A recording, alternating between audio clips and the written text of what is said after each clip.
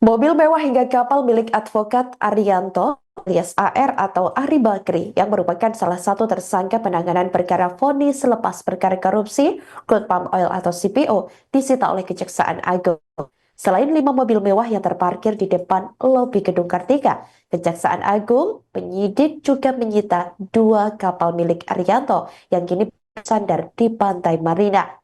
Berdasarkan pantauan di lokasi, ada 5 mobil mewah yang dipasangi garis pembatas berwarna hitam, merah, dan putih.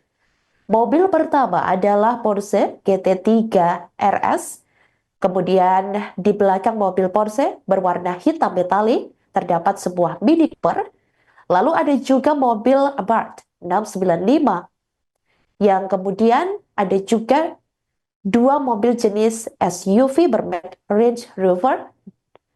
Selanjutnya ada Lexus LM350H dan juga ikut kita penyidik beberapa kendaraan lainnya. Sebelumnya penyidik diketahui juga telah lebih dahulu menyita sejumlah mobil mewah milik Arianto. Mobil ini telah ditempatkan di rumah penyimpanan benda sitaan negara atau Rumbasan. Hal itu disampaikan oleh Kepala Pusat Penerangan Hukum Kejagung Harli Siregar di Gedung Kejaksaan Agung Jakarta pada Senin 21 April 2025 lalu.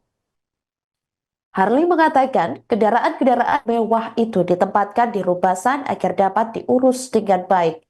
Diketahui ada beragam kendaraan mewah yang disita Kejagung dari para tersangka dalam kasus ini. Dari tangan advokat Arianto Akbar, misalnya, penyidik menyita 1 unit mobil Ferrari Spider, kemudian 1 unit mobil Nissan GT-R, 1 unit mobil Mercedes-Benz, 1 mobil merek Toyota Land Cruiser, dan 2 unit mobil merek Land Rover.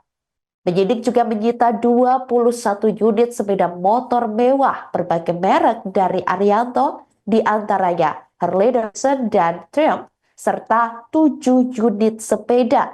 Kemudian dari tersangka Ali Muhtarob yang merupakan hakim, menyita 1 unit mobil Toner. Sementara tersangka Muhammad Head of Social Security Legal, Wilmar Group, penyidik menyita 2 unit mobil Mercedes-Benz, 2 unit sepeda motor Vespa, 1 Honda, dan 4 unit sepeda Brompton.